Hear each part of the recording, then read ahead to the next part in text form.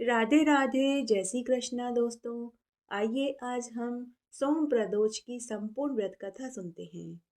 देवों के देव भगवान महादेव जी की आपके ऊपर हमेशा कृपा बनी रहे और माता भगवती देवी उमा का आशीर्वाद सभी सुहागिनों का सुहाग अमर सुहाग के लिए वर मुद्रा में रहे। सभी कुंवारे लड़के लड़कियों का शीघ्र विवाह हो, गरीबों का घर अन्न धन से भरा रहे, बुजुर्गों को बैकुंठ का वासा मिले और सभी शिव भक्तों को भगवान महादेव की कथा सुनने का पुण्य फल प्राप्त हो। त्रयोदशी तिथि में सायंकाल प्रदोष कहा गया है। प्रदोष के समय महादेव जी कैलाश पर्वत के रजत भवन में नृत्य करते हैं और देवता उनके गुणों का स्तवन करते हैं। अतः धर्म, अर्थ, काम और मोक्ष की इच्छा रखने वाले पुरुषों को प्रदोष में नियम पूर्वक भगवान शिव की पूजा, होम, कथा और गुणगान करना चाहिए। दरिद्रता के तिमिर से अंधे भवसागर में डूबे हुए संसार भय से भीरू मनुष्यों के लिए यह प्रदोष व्रत पार लगाने वाली नौका के समान है। भगवान शिव की पूजा करने से मनुष्य दरिद्रता, मृत्यु, दुख और पर्वत के समान भारी ऋण भार को शीघ्र ही दूर करके समस्त संपत्तियों से युक्त हो जाता है। आइए अब हम सोम प्रदोष की संपूर्ण कथा का श्रवण करते हैं। बोलिए देवों के देव भगवान त्रिदेव की जय। देवी भगवती माता पार्वती जी की जय। विदर्भ देश में सत्यरथ नाम से प्रसिद्ध एक राजा थे, जो सब धर्मों में तत्पर, धीर, सुशील और सत्य प्रतिज्ञ थे। धर्म पूर्वक पृथ्वी का पालन करते हुए उनका बहुत सा समय सुखपूर्वक बीत गया। तदनंतर शाल्व देश के राजाओं ने विदर्भ नगर पर आक्रमण करके उसे चारों ओर से घेर लिया। अपनी पुरी को शत्रुओं से घिरी हुई देखकर विदर्भ राज विशाल सेना साथ लेकर युद्ध के लिए आए। बलो उन्मुक्त शाल्व देशीय क्षत्रियों के साथ राजा का भयंकर युद्ध हुआ। शाल्वों की बहुत बड़ी सेना मारी गई, परंतु अंत में विदर्भ राज भी उनके हाथों मारे गए। मंत्रियों सहित उस महारथी वीर राजा के मारे जाने पर मरने से बचे हुए सैनिक वहां से भाग खड़े हुए। उस समय विदर्भ राज सत्यरथ की एक पतिव्रता स्त्री अत्यंत ही शोकग्रस्त हो रात के समय राजभवन से निकलकर पश्चिम दिशा की ओर जान बचाकर चली गई। उस समय वह गर्भवती थी। सवेरा होने पर धीरे धीरे मार्ग से जाती हुई उस साध्वी रानी ने बहुत दूर का रास्ता तय कर लेने के पश्चात एक स्वच्छ तालाब देखा और वह उसके किनारे शोभा पाने वाले एक छायादार वृक्ष के नीचे बैठ गई। भाग्यवश उसी निर्जन स्थान में वृक्ष के नीचे पतिव्रता रानी ने उत्तम गुणों से युक्त शुभ मुहूर्त में एक पुत्र को जन्म दिया। पुत्र को जन्म देने के बाद रानी को पानी की प्यास लगी। वह सुंदर अंगों वाली रानी पुत्र को वहीं पेड़ के नीचे सुलाकर जलाशय में पानी पीने के लिए उतर गई। इतने में ही एक बड़े भारी गाह ने आकर उसे अपना ग्रास बना लिया। वह बालक पैदा होते ही माता पिता से हीन हो गया और भूख और प्यास से पीड़ित होकर वह सरोवर के किनारे जोर जोर से रोने लगा। वह नवजात शिशु जब इस प्रकार रो रहा था, तब उसी समय भाग्यवश वहां एक श्रेष्ठ ब्राह्मणी आ गई। वह भी अपने 1 वर्ष के बालक को गोद में लिए हुए थी। वह ब्राह्मणी बड़ी ही निर्धन थी, साथ ही विधवा थी। घर घर भीख मांगकर अपना जीवन निर्वाह करती थी। उसका नाम उमा था। उस सती साध्वी ब्राह्मणी ने उस राजकुमार को देखा। उसे अनाथ की भांति रोते देखकर उसके मन में विचार आया। वह मन ही मन बोली कि अहो, यह तो बड़े ही आश्चर्य की बात दिखाई देती है। यह नवजात शिशु जिसकी अभी तक नाल भी नहीं कटी है, इसकी माता कहाँ चली गई? न इसका पिता है, न ही कोई बंधु बांधव है। यह दीन अनाथ बालक बिना बिस्तर के भूमि पर सो रहा है और भूख और प्यास से रुदन कर रहा है। यह चांडाल का पुत्र है या शूद्र का, वैश्य का बालक है या ब्राह्मण का, अथवा यह क्षत्रिय का शिशु है? इसका निश्चय कैसे किया जाए? मैं इस शिशु को उठाकर अपने सगे पुत्र की तरह अवश्य पालन कर सकती हूँ, परंतु यह किस कुल का है, यह न जानने के कारण इसे छूने का साहस नहीं होता। वह पतिव्रता ब्राह्मणी जब इस प्रकार कह रही थी कि उसी समय एक सन्यासी महात्मा वहां आ गए। वे ऐसे जान पड़ते थे मानो साक्षात शंकर भगवान हो। उन श्रेष्ठ भिक्षु ने उस ब्राह्मणी से कहा कि हे ब्राह्मणी, तुम खेद मत करो, हृदय की संशयवृत्ति दूर करके इस बालक की रक्षा करो। इस बालक के द्वारा ही तुम्हारा कल्याण होगा। इतना कहकर वे दयालु भिक्षु वहां से चले गए। उनके जाने के बाद ब्राह्मणी ने विश्वास पूर्वक उस बालक को अपनी गोद में उठा लिया और उसे लेकर घर आ गई। उस राजकुमार का ब्राह्मणी ने अपने बेटे के समान ही पालन पोषण किया। वह ब्राह्मणी एक चक्रा नामक नगरी में अपने पुत्र के साथ रहती थी। वह भिक्षा के अन्न से अपने पुत्र और राजकुमार को पालने लगी। उसके कुछ समय के बाद ब्राह्मणों ने ब्राह्मणी के तथा राजा के पुत्र का उपनयन संस्कार किया। वे दोनों सर्वत्र सम्मानित होकर दिन पर दिन बढ़ने लगे। अब वे दोनों बालक एक साथ रहकर नियमों का पालन करने लगे। दोनों बालक माता के साथ प्रतिदिन भिक्षा मांगने जाते थे। एक दिन वह ब्राह्मणी उन दोनों बालकों के साथ भीख मांगती हुए देवयोग से देव मंदिर में गई। वहां बड़े बूढ़े ऋषि मुनि रहा करते थे। उन दोनों बालकों को देखकर परम बुद्धिमान शांडिल्य नामक मुनि ने कहा, अहो, देव का बल बड़ा ही विचित्र है। कर्मों का उल्लंघन करना किसी भी जीव के लिए अत्यंत ही कठिन है। देखो, यह बालक दूसरी माता की शरण लेकर भिक्षा से जीवन निर्वाह कर रहा है। इस ब्राह्मणी को ही श्रेष्ठ माता के रूप में पाकर ब्राह्मण बालक के साथ ब्राह्मण भाव को प्राप्त हो गया है। शांडिल्य मुनि के ये वचन सुनकर ब्राह्मणी को बड़ा आश्चर्य हुआ। उसने भरी सभा में मुनि को प्रणाम करके पूछा कि हे मुनिवर, एक सन्यासी के कहने से मैं इस बालक को अपने घर लेकर आई हूँ। यद्यपि अभी तक इसके कुल का मुझे पता नहीं लगा, तथापि मैं पुत्र की भांति ही इसका पालन पोषण करती हूँ। आप ज्ञान के नेत्रों से देखते हैं, अतः आपसे मैं यह जानना चाहती हूँ कि यह बालक किस कुल में उत्पन्न हुआ था, इसके माता पिता कौन हैं। शांडिल्य मुनि, जो कि पहुंचे हुए संत महात्मा थे, वे आगे पीछे का सब पता लगा लेते थे। वे एक तरह से अंतर्यामी थे। तब शांडिल्य मुनि ब्राह्मणी से बोले कि हे ब्राह्मणी, यह विदर्भ देश के राजा का पुत्र है। इतना कहकर मुनि ने उस बालक के पिता के युद्ध में मारे जाने का और उसकी माता के गाहत द्वारा खाए जाने का सारा समाचार बताया। यह सुनकर ब्राह्मणी को महान आश्चर्य हुआ। ब्राह्मणी फिर से बोली कि हे महामुनि, वे राजा संपूर्ण भोगों को छोड़कर युद्ध में क्यों मारे गए और इस बालक को दरिद्रता का दुख क्यों देखना पड़ा। अब दरिद्रता को पूर्णतः नष्ट करके यह अपने राज्य को पुनः कैसे प्राप्त कर पाएगा। मेरा यह पुत्र भी भिक्षा के अन्न से जीवन निर्वाह करता है, अतः इसकी दरिद्रता के निवारण का भी कोई उपाय हो तो वो बताइए। तब शांडिल्य मुनि बोले कि इस राजकुमार के पिता विदर्भ राज पूर्व जन्म में पांड्य देश के श्रेष्ठ राजा थे। वे सब धर्मों के ज्ञाता थे, संपूर्ण पृथ्वी का धर्म पूर्वक पालन करते थे। एक दिन प्रदोष काल में राजा भगवान शंकर का पूजन कर रहे थे और बड़ी ही भक्ति से त्रिलोकीनाथ महादेव जी की आराधना में संलग्न थे। उसी समय नगर में सब और बड़ा भारी कोलाहल मचा। उस शोर को सुनकर राजा ने बीच में ही भगवान शंकर की पूजा छोड़ दी और नगर में शोभ फैलने की आशंका से राजभवन से बाहर निकल आए।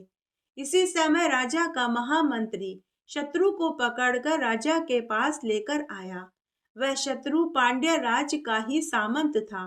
उसे देखकर राजा ने क्रोध पूर्वक उसका मस्तक कटवा दिया। शिव पूजा छोड़कर नियम को समाप्त किए बिना ही राजा ने रात में भोजन भी कर लिया। इसी प्रकार राजकुमार भी प्रदोष काल में शिवजी की पूजा किए बिना ही भोजन करके सो गया। वही राजा दूसरे जन्म में विदर्भ राज हुआ। शिव की पूजा में विघ्न होने के कारण शत्रुओं ने उसको सुख के बीच में ही मार डाला। पूर्व जन्म में जो इसका पुत्र था वही इस जन्म में हुआ। शिव जी की पूजा का उल्लंघन करने के कारण यह दरिद्रता को प्राप्त हुआ है। इसकी माता ने भी पूर्व जन्म में छल से अपनी सौतन को मरवा डाला था। उसी महान पाप के कारण ही वह भी इस जन्म में गाह के द्वारा मारी गई।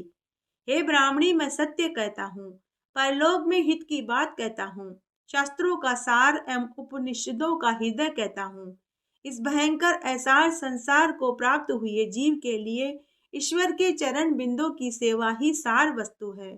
जो प्रदोष काल में अनन्य चित्त होकर परमेश्वर के चरण बिंदु की पूजा करते हैं, वे इस संसार में सदा बढ़ने वाले धन धान्य स्त्री पुरुष सौभाग्य और संपत्ति के द्वारा सबसे बढ़कर होते हैं। हे ब्राह्मणी, यह तुम्हारा पुत्र पूर्व जन्म में उत्तम ब्राह्मण था। इसने सारी आयु केवल दान लेने में ही बिताई, यज्ञ आदि सत्कर्म नहीं किए, इसीलिए यह इस जन्म में दरिद्रता को प्राप्त हुआ है।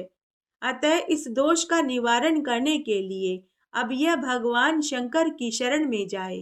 तब साध्वी ब्राह्मणी ने शांडिल्य मुनि को प्रणाम करके शिव पूजन की विधि पूछी। तब शांडिल्य मुनि बोले कि हे ब्राह्मणी, दोनों पक्षों की त्रयोदशी को मनुष्य जब निराहार रहे तब सूर्यास्त से 3 घड़ी पहले स्नान करे, श्वेत वस्त्र धारण करके धीर पुरुष संध्या जप आदि नित्य कर्म की विधि पूरी करके मौन हो शास्त्रोक्त विधि का पालन करते हुए भगवान महादेव की पूजा करे। हाथ जोड़कर मन ही मन भगवान शिव का ध्यान और आवाहन करे और बोले कि हे ईश्वर, आप ऋण पातक दुर्भाग्य दरिद्रता आदि की निवृत्ति के लिए तथा संपूर्ण पापों का नाश करने के लिए मुझ पर प्रसन्न हो जाइए। मैं दुख और शोक के आग में जल रहा हूँ, संसार भय से पीड़ित हूँ, अनेक प्रकार के रोगों से व्याकुल और दीन हूँ। हे वृषवाहन, मेरी रक्षा कीजिए। हे महादेव जी, आप मेरी इस पूजा को पार्वती जी के साथ ग्रहण कीजिए। इस प्रकार संकल्प और आवाहन करके पूजा करनी चाहिए। तत्पश्चात एकाग्र चित्त होकर रुद्र सूक्त का पाठ करना चाहिए। शंख के जल से और पंचामृत से भगवान महादेव का अभिषेक करके भांति भांति से मंत्रों से आसन आदि उपचारों को समर्पित करें। ब्राह्मणों को भोजन खिलाकर उन्हें दक्षिणा देकर संतुष्ट करें। इस प्रकार मैंने सब पापों का नाश करने वाली, सब प्रकार की दरिद्रता का निवारण तथा समस्त मनोवांछित वस्तुओं का दान करने वाली शिव पूजा का वर्णन किया। हे ब्राह्मणी, यदि ये दोनों बालक इस प्रकार भगवान महादेव का पूजन प्रत्येक प्रदोष के दिन करेंगे तो 1 वर्ष के भीतर ही इन्हें उत्तम सिद्धि की प्राप्ति हो जाएगी। शांडिल्य मुनि के वचन सुनकर उस ब्राह्मणी ने दोनों बालकों के साथ मुनि के चरणों में प्रणाम किया और इस प्रकार कहा कि हे भगवान, आज मैं आपके दर्शन मात्र से कृतार्थ हो गई। ये दोनों बालक आज से आपकी शरण में हैं। हे ब्राह्मण, ये मेरा पुत्र है, इसका नाम शुचि व्रत है और ये राजकुमार है जिसका नाम मैंने धर्मगुप्त रखा है। ये दोनों बालक और मैं सभी आपके चरणों के दास हैं। इस घोर दरिद्र सागर में गिरे हुए हम सब का आप उद्धार कीजिए। इस प्रकार शरण में आई हुई ब्राह्मणी को अमृत के समान मधुर वचनों द्वारा आश्वासन देकर मुनि ने उसके दोनों बालकों को भगवान शंकर के आराधन के मंत्र विद्या का उपदेश दिया। तत्पश्चात दोनों बालक और ब्राह्मणी मुनि की आज्ञा लेकर अपने घर आ गए। मुनि के उपदेश के अनुसार दोनों बालक प्रत्येक प्रदोष के दिन पार्वती वल्लभ शिवजी की आराधना करने लगे। इस प्रकार शिव पूजा करते हुए ब्राह्मण कुमार और राजकुमार को 4 महीने सुखपूर्वक बीत गए। एक दिन ब्राह्मणी का पुत्र और राजकुमार दोनों नदी के तट पर स्नान करने गए। तभी ब्राह्मणी के पुत्र को एक बड़ा भारी खजाने का कलश दिखाई दिया। उसे देखकर उसे बहुत खुशी हुई। उसे देवता का प्रसाद मानकर ब्राह्मणी का पुत्र उस घड़े को सिर पर रखकर घर आ गया और घर आकर अपनी माँ से बोला कि माँ, मुझे धन से भरा हुआ घड़ा मिला है। माँ ने कहा कि बेटा, इस धन को तुम दोनों भाई आधा आधा बांट लो। यह सुनकर ब्राह्मणी का पुत्र बहुत खुश हुआ, लेकिन राजकुमार ने अपनी माता से कहा कि हे माता, ये खजाना मेरे भाई को प्राप्त हुआ है, अतः मैं इस खजाने को नहीं लूंगा। अगर भगवान महादेव को मुझे देना होगा तो वे मेरे भाग्य का खजाना मुझे अवश्य देंगे। इस प्रकार प्रसन्नता पूर्वक वे दोनों भाई भगवान शंकर की पूजा करते रहे। उन दोनों राजकुमारों को इस तरह पूजा करते हुए 1 साल बीत गया। एक दिन राजकुमार ब्राह्मण कुमार को साथ लेकर बसंत ऋतु में वन में भ्रमण करने के लिए निकले। कुछ दूर जाने पर उन्होंने सैकड़ों गंधर्व कन्याओं को परस्पर क्रीड़ा करते हुए देखा। उन्हें देखकर ब्राह्मण कुमार ने दूर से ही राजकुमार से कहा कि यहाँ से आगे जाना उचित नहीं, क्योंकि उधर स्त्रियां विहार कर रही है।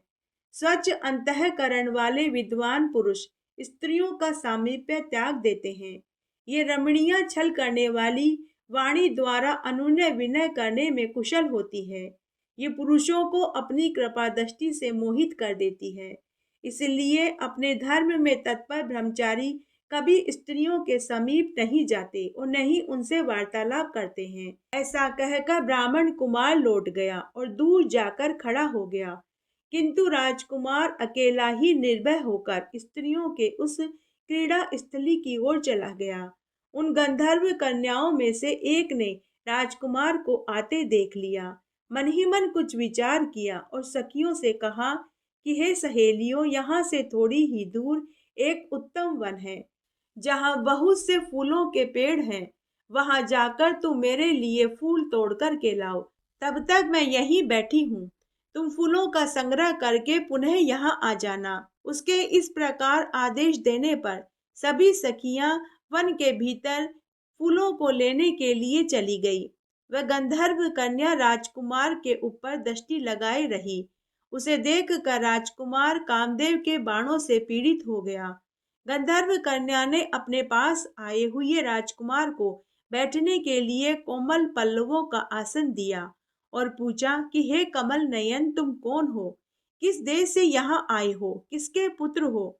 इस प्रकार पूछने पर राजकुमार ने उसे अपना परिचय दिया और कहा कि मैं विदर्भ राज का पुत्र हूँ। मेरे माता पिता मेरे बचपन में ही मर गए। शत्रुओं ने मेरे राज्य पर आक्रमण कर दिया। उस युद्ध में मेरे पिता मारे गए और मेरी माता को मगरमच्छ निगल गया। ये सारी बातें बताकर राजकुमार ने उस गंधर्व कन्या से पूछा कि हे सुंदरी, तुम कौन हो, यहाँ तुम्हारा क्या कार्य है और तुम किसकी पुत्री हो। उसके इस प्रकार पूछने पर गंधर्व कन्या ने कहा कि हे राजकुमार, मैं द्रविड़ नामक गंधर्व की कन्या हूँ। मेरा नाम अंशुमति है। सब सखियों को छोड़कर मैं यहाँ अकेली तुम्हारे लिए बैठी हूँ। मैं तुम्हारी अभिलाषा जानती हूँ। तुम्हारा मन मुझ में आसक्त हो गया है। इसी प्रकार देव ने मेरे मन में भी तुम्हारे लिए उत्कंठा भर दी है। अब हम दोनों का स्नेह कभी भंग नहीं होना चाहिए। ऐसा कहकर गंधर्व राजकुमारी ने शीघ्र ही अपने गले से मोतियों का हार निकालकर राजकुमार के गले में पहना दिया। उस अद्भुत हार को देखकर राजकुमार ने कहा कि हे कल्याणी, मैं एक बात तुमसे कहता हूँ। मैं राज्यहीन हूँ और निर्धन हूँ। तुम मेरी प्रियतमा बनकर कैसे रह पाओगी? अपने पिता की आज्ञा का उल्लंघन करके अपनी इच्छा के अनुसार आचरण क्यों करती हो? यह सुनकर गंधर्व कन्या ने कहा कि हे प्रियतम, आपका कहना ठीक है। मैं पिता की आज्ञा के विरुद्ध नहीं जाऊंगी। आप इस समय अपने घर जाइए। 2 दिन बाद आप वापस यहीं आना। मैं अपने माता पिता को लेकर यहीं आऊंगी।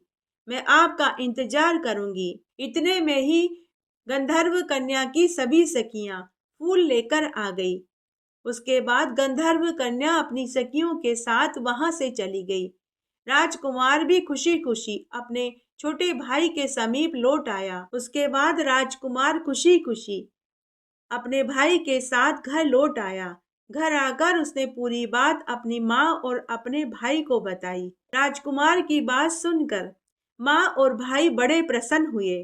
तब 2 दिन बाद राजकुमार अपने छोटे भाई को लेकर उसी स्थान पर वापस पहुंचे जहां पहले से ही गंधर्व राजकुमारी अपने माता पिता के साथ वहां उसका इंतजार कर रही थी। तब गंधर्व राज ने दोनों राजकुमारों का अभिनंदन किया और उन्हें सुंदर आसन पर बैठाया और राजपुत्र से कहा कि हे विदर्भ राजकुमार, मैं कल कैलाश पर्वत पर गया था।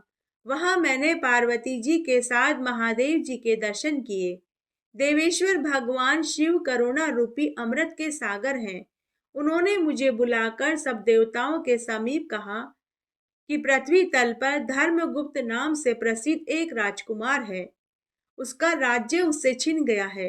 शत्रुओं ने उसके देश पर अधिकार कर लिया है। अब वह बालक अपने गुरु की आज्ञा से सदा मेरी आराधना में संलग्न रहता है। उसी के प्रभाव से आज उसके समस्त पितर मेरे स्वरूप को प्राप्त हो गए हैं। हे गंधर्व शेष, तुम्हें उस राजकुमार की सहायता करनी चाहिए। अब वह शत्रुओं को मारकर अपने राज्य सिंहासन पर आसीन हो जाएगा। तुम अपनी लड़की का विवाह उसके साथ करवा दो। महादेव जी के इस प्रकार आज्ञा देने पर मैं अपने घर को आया। घर आने के बाद मेरी कन्या ने तुम्हारे बारे में बताया। यह सब परम दयालु भगवान शिव की प्रेरणा से ही हो रहा है। ऐसा समझकर मैं इस कन्या को साथ लेकर यहाँ आया हूँ। अतः अपनी पुत्री अंशुमति को मैं तुम्हें पत्नी रूप में देता हूँ। भगवान शिव की आज्ञा से शत्रुओं को मारकर तुम्हें तुम्हारा राज्य मैं तुम्हें वापस दिलवाऊंगा। अपने उस नगर में तुम अपनी इस धर्म पत्नी के साथ 10,000 वर्ष तक मन वांछित सुख भोगोगे और अंत में भगवान शिव के लोक को जाओगे और वहां भी मेरी यह कन्या तुम्हारी ही सेवा में प्रस्तुत रहेगी। इस प्रकार कहकर गंधर्व राज ने उसी वन में राजकुमार के साथ अपनी पुत्री अंशुमति का विवाह कर दिया और दहेज में परम उज्जवल रत्न भार भेंट किए। चंद्रमा के समान चमकीली चूड़ामणि तथा दमकते हुए मोतियों के मनोहर हार दिए। दिव्य आभूषण वस्त्र स्वर्ण के बने हुए बहुत से सामान, 10,000 हाथी, 1 लाख नीले घोड़े, हजारों सोने के बड़े बड़े रथ प्रदान किए। अंत में एक दिव्य रथ और इंद्र के धनुष के समान विशाल धनुष, सहस्त्रों अस्त्र शस्त्र, अक्षय बाणों से भरे हुए 2 तरकस, अभेद स्वर्ण में कवच तथा शत्रुओं का संहार करने वाली शक्ति समर्पित कर दी। अपनी पुत्री की सेवा के लिए गंधर्वराज ने प्रसन्नचित्त होकर 5,000 दासियां भी दी। इतना ही नहीं, राजकुमार की सहायता के लिए उन्होंने अत्यंत उग्र गंधर्वों की चतुर्गनी सेना भी भेंट कर दी। इस प्रकार परम उत्तम संपत्ति को पाकर राजकुमार अपनी मनोवांछित पत्नी के साथ बहुत प्रसन्न हुआ। पुत्री का विवाह कराकर गंधर्वराज स्वर्गलोक में चले गए। धर्मगुप्त विवाह के बाद गंधर्वों की सेना के साथ अपने नगर को गए और वहां उन्होंने शत्रु सेना का संहार करके राजधानी में प्रवेश किया। तत्पश्चात श्रेष्ठ ब्राह्मणों और मंत्रियों ने मिलकर राजकुमार का अभिषेक किया और वे रत्नमय सिंहासन पर आरूढ़ होकर एकंटक राज्य का उपभोग करने लगे। जिस ब्राह्मण पत्नी ने उनको अपने पुत्र की भांति पालन पोषण किया था, उसे राजमाता का दर्जा दिया और ब्राह्मणी के पुत्र को भाई का दर्जा दिया तथा गंधर्व राजपुत्री अंशुमति महारानी के पद पर प्रतिष्ठित हुई। भगवान शंकर की आराधना करके धर्मगुप्त विदर्भ देश के राजा हुए। इस प्रकार दूसरे लोग भी प्रदोष व्रत के दिन गिरजापति की आराधना करके मनोवांछित कामनाओं को प्राप्त कर लेते हैं और अंत में शिवपुरी को प्राप्त होते हैं। सूत जी कहते हैं कि जो प्रदोष के व्रत में परम अद्भुत पुण्यमय महात्म्य को इस व्रत के दिन शिव पूजन के पश्चात एकाग्र चित्त होकर सुनते, पढ़ते या सुनाते हैं, उसे 100 जन्मों तक कभी भी दरिद्रता का मुंह नहीं देखना पड़ता और वह इस लोक के समस्त सुखों को भोग कर मरने के बाद भगवान शंकर के ही परम धाम को प्राप्त होते हैं। बोलिए देवों के देव भगवान महादेव की जय। उमा पार्वती जी की जय। बोलिए उमा पार्वती की जय। आइए अब हम प्रदोष की दूसरी कथा का श्रवण करते हैं। इस कथा को सुनने से प्रदोष व्रत का पूरा फल प्राप्त होता है। प्राचीन समय की बात है। वास्कल नामक नगर में एक बिंदुसार नाम का एक ब्राह्मण अपनी पत्नी, जिसका नाम मृदुला था, उसके साथ रहता था। बिंदुसार ब्राह्मण बड़ा ही पापी, दुष्ट, दुराचारी, शराबी, मांसाहारी, साथ ही वेश्यागामी था। परंतु उसकी पत्नी मृदुला बड़ी ही शांत, नम्र स्वभाव की थी। जैसा नाम था वह वैसी ही थी। उसका पति रोज रात होते ही अपने दुराचारी मित्रों के साथ वेश्याओं के पास चला जाता। उसकी पत्नी घर पर ही रहकर अपने पति के आने का इंतजार करती रहती थी। लेकिन उसका दुष्ट बुद्धि दुराचारी पति सुबह होने पर ही घर आता था। उसकी पत्नी काम से पीड़ित होने पर भी सधर्म का पालन करती रही। लेकिन एक दिन मृदुला भी काम से पीड़ित हो गई तो उसने भी अपने पति के आचरण से दुखी होकर पदभ्रष्ट हो गई। इस तरह दोनों पति पत्नी दुराचार में डूबकर अपना बहुत सा समय बिता दिया। शास्त्रों में कहा गया है कि अगर पाप का घड़ा भर जाता है तो एक न एक दिन वह जरूर फूट जाता है।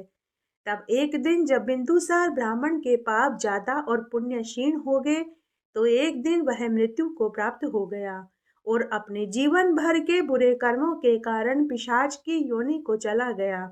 पति की मृत्यु के बाद मृदुला को उसके बंधु बांधवों ने घर से बेदखल कर दिया। अब मृदुला पेट भरने के लिए इधर उधर घूमने लगी। एक दिन शिव भक्त मंडली भजन कीर्तन करते हुए गोकर्ण तीर्थ यात्रा करने जा रही थी, तो मृदुला भी उनके साथ चली गई। वहां उसने पवित्र नदी में स्नान किया। तब मृदुला मंडली के साथ एक देव स्थान पर पहुंची। वहां एक संत महात्मा जी भगवान महादेव की कथा कहानियां सुना रहे थे। संत महात्मा जी प्रवचन में कह रहे थे कि दुराचारी व्यभिचारी स्त्रियां मरने के बाद घोर नरक में जाती है, जहां उन्हें नरक की यातनाएं भोगनी पड़ती है। उन्हें गरम तेल के कड़ाह में तब तक पकाया जाता है जब तक कि उनकी खाल जल नहीं जाती। गरम सरियों से उन्हें दागा जाता है। गरम लोहे के सरियों से संसर्ग करवाते हैं। यह सारी वेदना उन्हें बहुत कष्टप्रद लगती है। सभी जीव मदद के लिए चीखते चिल्लाते हैं, लेकिन यमदूत उन्हें तब तक पीड़ा देते हैं जब तक उनके बुरे कर्मों का फल वे पूरा न भोग लें। संत महात्मा जी के मुख से वैराग्य तृष्णा बढ़ाने वाली कथाओं को सुनकर मृदुला भय से व्याकुल हो गई। कथा समाप्त होने पर सभी लोग तो चले गए, लेकिन मृदुला संत के चरणों में बैठकर प्रणाम करके बोली कि हे संत महात्मा जी, मेरे ऊपर कृपा करके मेरा उद्धार कीजिए। आपके प्रवचन सुनकर मुझे इस संसार से घृणा व वैराग्य प्राप्त हो गया है। मुझ मूर्ख दुष्ट पापिन को धिक्कार है। मुझे किसी ने सच्चा मार्ग आज तक नहीं दिखाया। मुझे आज तक आप जैसे संत के कभी दर्शन नहीं हुए। कौन मेरा उद्धार करेगा? जब यमदूत मेरे गले में फंदा डालकर मुझे लेकर नरक में जाएंगे और मेरे शरीर के टुकड़े टुकड़े करके महायातना देंगे, तब मैं कैसे सहन कर पाऊंगी? मैं सब प्रकार से बर्बाद हूँ। मैं पाप में डूबी हुई हूँ। हे साधु महाराज, आप मुझे अपनी शिष्या बनाकर मेरे गुरु बनकर मेरा मार्गदर्शन कीजिए।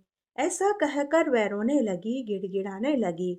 तब उस साधु को उसके ऊपर दया आ गई। वे बोले कि हे पुत्री, तुझे तेरी गलती का पछतावा हो रहा है। अब तू अपने पाप से जरूर मुक्त हो जाएगी। तू बड़ी ही सौभाग्यशाली है जो भगवान शंकर की पावन कथाओं को सुनकर वैराग्य को प्राप्त हो गई। अब तू भगवान महादेव की शरण में जा। उन्हीं की पावन कथाओं का श्रवण कर। उनकी ही कृपा से तेरे सारे पाप धुल जाएंगे। हे पुत्री, मैं तुझे सत्य का मार्ग बताता हूँ, जिससे तुझे सुख प्राप्त होगा और मरने पर उत्तम गति मिलेगी। हे पुत्री, तू शिव का पूजन कर। शिव महात्म्य, शिव चर्चा और शिव कथाओं का श्रवण कर। इससे तेरी बुद्धि, आत्मा, शरीर सब शुद्ध चित्त हो जाएंगे। हे पुत्री, मेरा प्रवचन सुनकर तुझे अपने पापों और गलतियों का पश्चाताप हुआ। पश्चाताप होने से पापों का क्षय हो जाता है। जिन व्यक्तियों को अपनी गलती पर पछतावा नहीं होता, वे कई एक जन्म तक नरक के दुखों को पाते हैं। जिसे गलती का पछतावा हो जाता है, वह शुद्ध चित्त भगवान शिव और माता पार्वती के वास को पाते हैं, उनका अवश्य कल्याण होता है। हे पुत्री, तुम सांसारिक बंधनों को त्याग कर भगवान शिव की पूजा करो, भगवान की पावन कथाओं का श्रवण करो। इससे तुम्हारे चित्त की शुद्धि होगी, मरने के बाद मोक्ष की प्राप्ति होगी। जो मनुष्य निर्मल हृदय से भगवान शिव के चरणों का चिंतन करता है, उसकी एक ही जन्म में मुक्ति हो जाती है। तब मृदुला संत महात्मा से बोली, हे महात्मा जी, मैं धन्य हो गई, कृतार्थ हो गई। आज आपके दर्शन करके मेरा जीवन सफल हो गया। आप जैसे संतों का जीवन दूसरों के कल्याण के लिए ही हुआ है। हे संत महात्मा जी, मैं नरक के समुद्र में गोता लगा रही हूँ। अब आप कृपा करके मेरा उद्धार कीजिए। जिन पावन पुण्यदायी अमृत कथाओं को सुनने से मेरा उद्धार हो सके, आप मुझे उन पवित्र कथाओं का श्रवण करवाइए, मैं सुनना चाहती हूँ। अब मृदुला संत महात्मा के आश्रम में रहकर उनकी सेवा टहल करने लगी और भगवान शिव और भगवती देवी पार्वती की पावन कथाओं को सुनने लगी और पूरे समय भगवान शिव के मंत्रों व नामों का जाप करने लगी। सदैव शिव सच्चिदानंद घन स्वरूप का स्मरण करती रहती। इस तरह बहुत सा समय बीत गया। तब एक दिन मृदुला बिना किसी कष्ट व वेदना के मृत्यु को प्राप्त हो गई। तभी वहां एक देव विमान आया। मृदुला दिव्य देह धारण करके दिव्य वस्त्र व अलौकिक कीमती आभूषणों से सुसज्जित होकर देव विमान में बैठकर शिवलोक में पहुंच गई। वहां त्रिनेत्रधारी भगवान महादेव तथा भगवती देवी उमा पार्वती की सेवा में कोटि देवी देवता खड़े थे। उनके अंग कांति करोड़ों सूर्यों के समान चमक रही थी, जिनके 5 मुख थे। प्रत्येक मुख पर 3-3 नेत्र थे। मस्तक पर अर्ध चंद्रमा शोभायमान हो रहा था। नीलकंठधारी भगवान के साथ देवी भगवती उमा विराजमान थी। उनकी जोड़ी विद्युत पुंज के समान प्रकाशित हो रही थी। महादेव जी की कांति कपूर के समान गौर वर्ण थी। उनके शरीर पर श्वेत वस्त्र थे तथा श्वेत भस्मी लगी हुई थी। कानों में बिच्छू और गले में सर्पों और मुंडों की माला थी। तब मृदुला ने आनंद व प्रसन्न मुद्रा में हाथ जोड़कर उन्हें प्रणाम किया। तब भगवान ने उसके ऊपर दया दृष्टि से देखा। उमा ने उसे अपने पास बुलाया और अपनी सखी का दर्जा दे दिया। अब मृदुला शिवलोक में उमा भगवती की सेवा में समय बिताने लगी। तब एक दिन मृदुला माँ भगवती उमा पार्वती के पास गई और हाथ जोड़कर स्तुति करने लगी और बोली कि हे देवी गिरिजा नंदनी, गणेश व स्कंद माता, आप सभी देवी देवताओं की पूजनीय हो।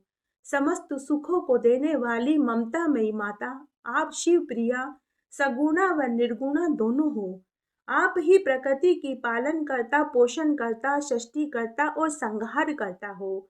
आपकी सदा ही जय हो। मृदुला की स्तुति सुनकर माता पार्वती जी अत्यंत प्रसन्न होकर बोली कि हे सखी, मैं तेरी स्तुति से प्रसन्न हुई। मैं तुम्हें एक वरदान देना चाहती हूँ, मांगो, तुम्हें क्या चाहिए। यह सुनकर मृदुला बोली कि हे गिरिराज कुमारी, हे देवी भगवती, अगर आप मुझे वरदान देना ही चाहती हैं तो यह वरदान दीजिए कि मैं अपने पूर्व जन्म के पति को प्राप्त कर सकूं। मैं पति का सुख चाहती हूँ। हे देवी, मेरे पति इस समय कौन सी योनि में हैं मैं नहीं जानती। वे सुख से हैं या दुख भोग रहे हैं यह भी नहीं जानती। तब माता पार्वती जी बोली कि हे सखी, तुम्हारे पति के एक जीवन के इतने पाप हैं कि वह उन्हें अभी भी भोग रहा है। वह वेश्यागामी, दुराचारी, मदिरा पान करने वाला, जीव हत्या करने वाले पापों का कोई अंत नहीं होता। वह इस समय विंध्याचल पर्वत पर पिशाच की योनि में पड़ा दुख उठा रहा है। तब पति के दुख में दुखी मृदुला बोली कि हे देवी, अब आप ही मेरे पति का उद्धार करके कोई मार्ग हो तो बताइए।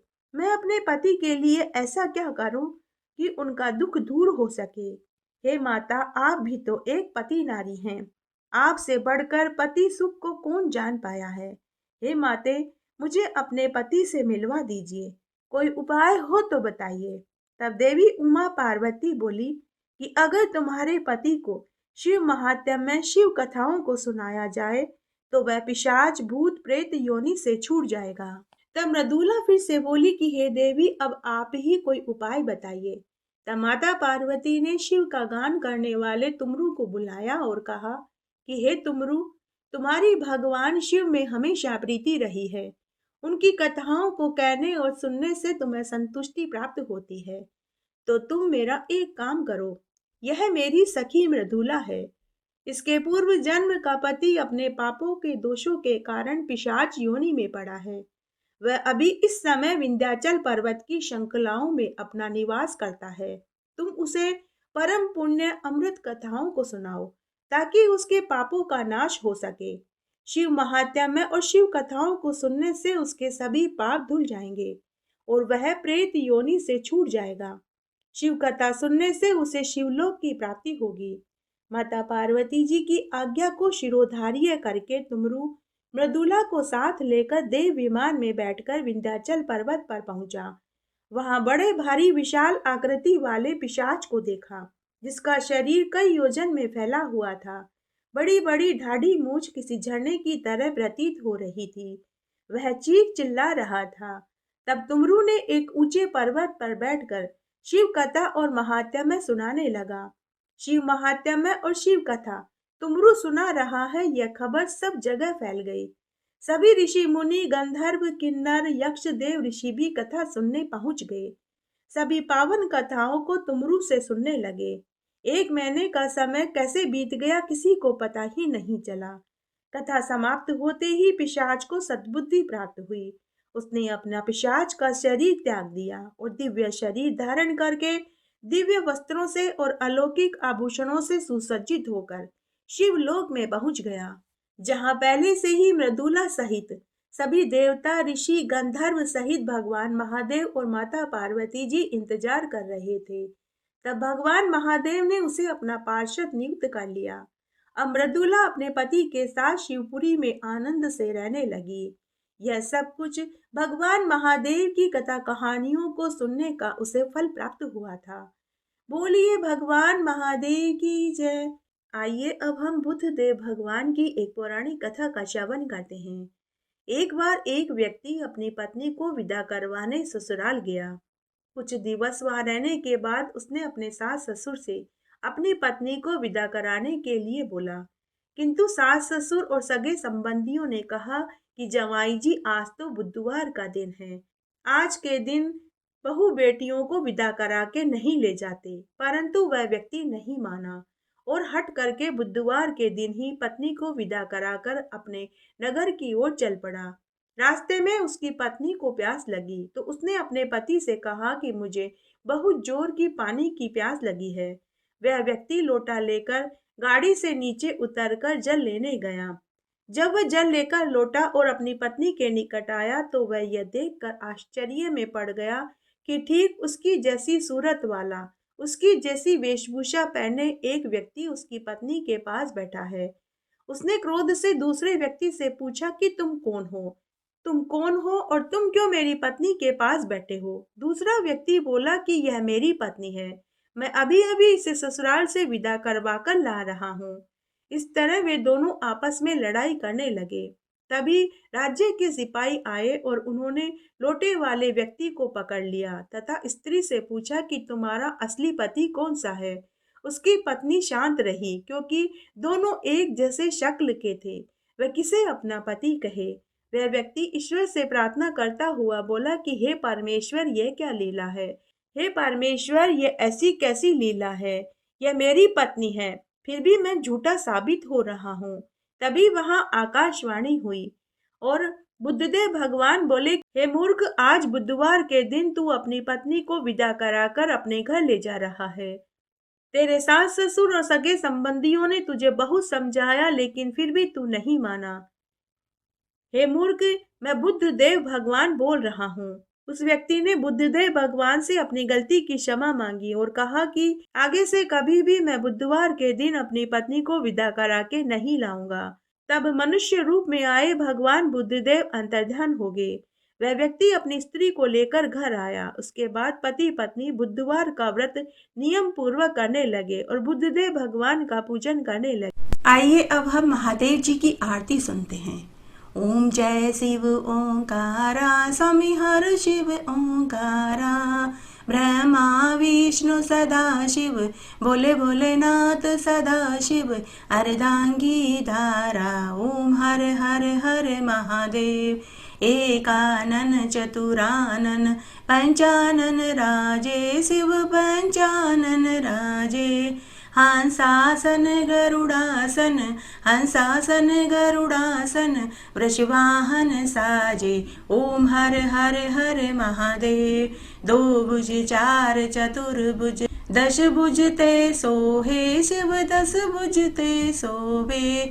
तीनों रूप निरखता, तीनों रूप निरखता, त्रिभुवन जन मोहे। ओम हर हर हर महादेव।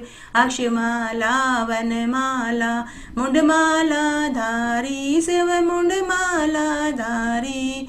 त्रिपुरारी रे मुरारी, त्रिपुरारी रे मुरारी, कर कमलाधारी। ओम हर हर हर महादेव। श्वेतांबर पीतांबर, बाघांबर अंगे शिव बाधांबर अंगे।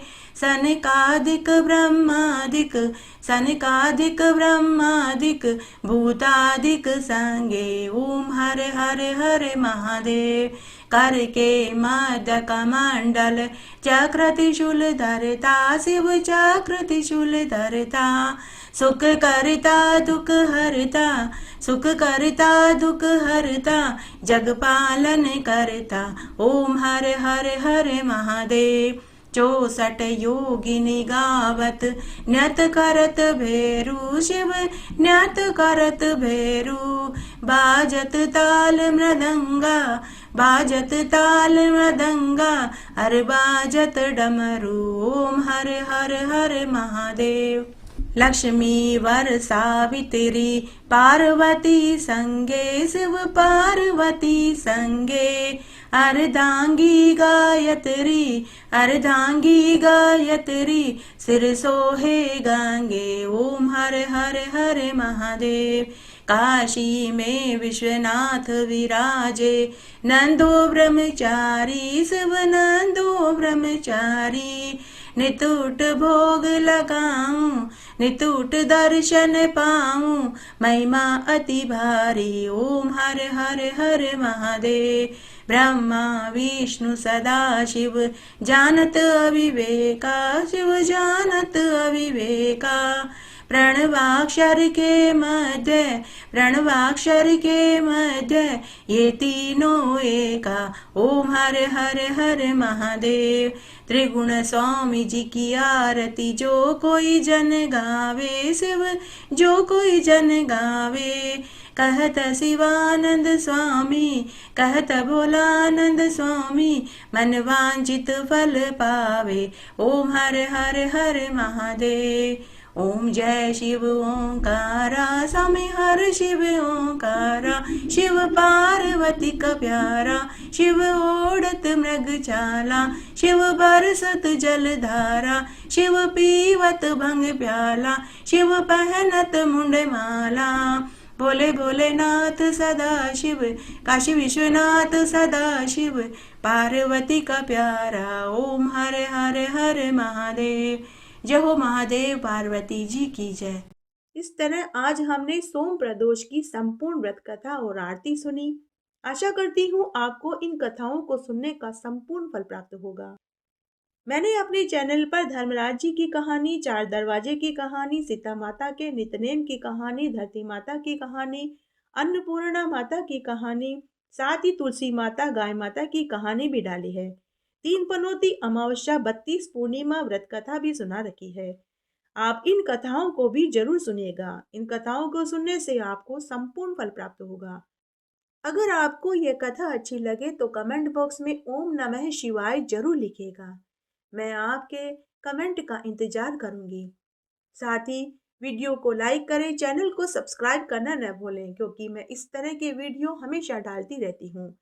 मेरे साथ बने रहने के लिए आपका धन्यवाद। आगे आने वाली कथा कहानी के लिए भी आप इसी तरह मेरे साथ बने रहें। धन्यवाद।